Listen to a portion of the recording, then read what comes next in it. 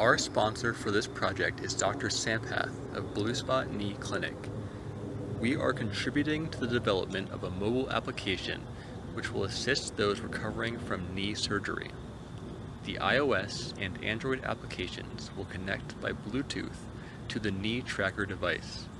The knee tracker will capture the user's motions and allow them to control the provided minigames. These minigames will be a fun and inviting way to carry out knee rehabilitation exercises. The very nature of games will encourage players to improve and make it more pleasant to carry out these exercises with consistency. In addition, these games will allow for the collection of important data on the user's progress.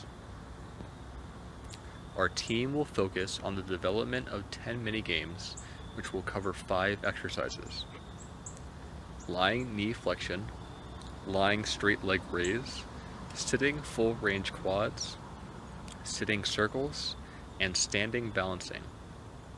We will do 2 minigames per exercise. The minigames will be designed in such a way that they encourage smooth and steady full range motions. There will be varying levels of difficulty. At harder difficulties, the game will expect faster and wider motions for the player to succeed. As an exception, for standing balancing exercises, the focus will be on the standing angle and steadiness. Hi, this is Hugh Pham with Team 16. In this portion, I am sharing a high-level design and architecture for the knee tracking project.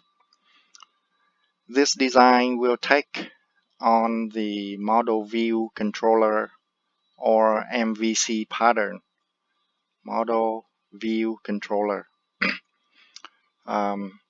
in which the model resides in the main activity, and the view is simply the display unit and subsequent OS calls that the application calls, and the controller is simply the application code in the form of methods that get invoked throughout the program execution. This design pattern applies to both iOS and Android systems.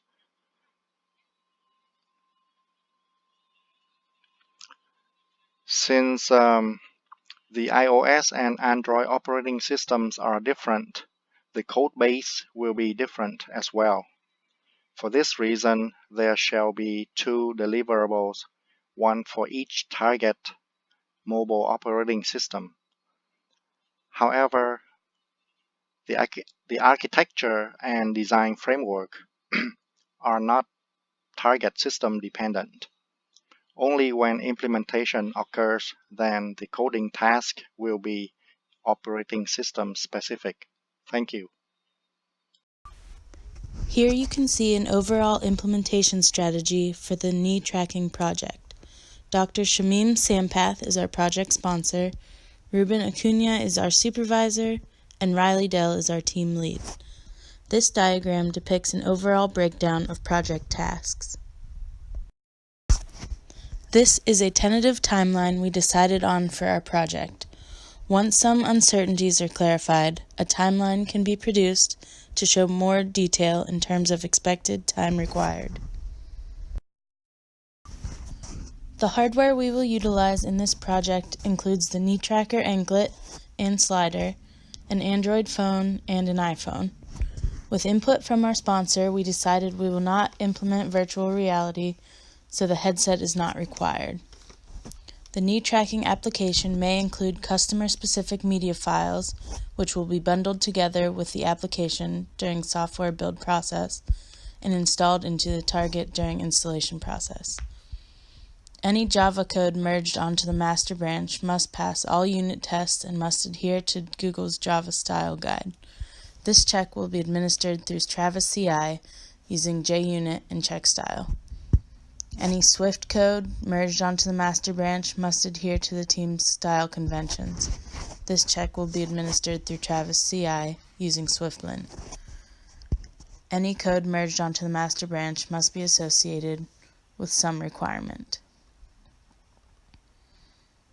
All peripheral device drivers, included proprietary statically linked and dynamically linked library files, shall be provided by the sponsor. The project sponsor requested incremental deliveries with the end of the semesters marking the completion of the Android and iOS apps, respectively. In order to address the sponsor's request, we decided that we were going to use agile techniques, agile development with Scrum techniques, and therefore our deliveries will include a working app with games at each milestone. So with the 10 games, each sprint is going to attempt to complete one of those games, and this works best to break down the work into digestible points that show clear progress for the sponsor along the way.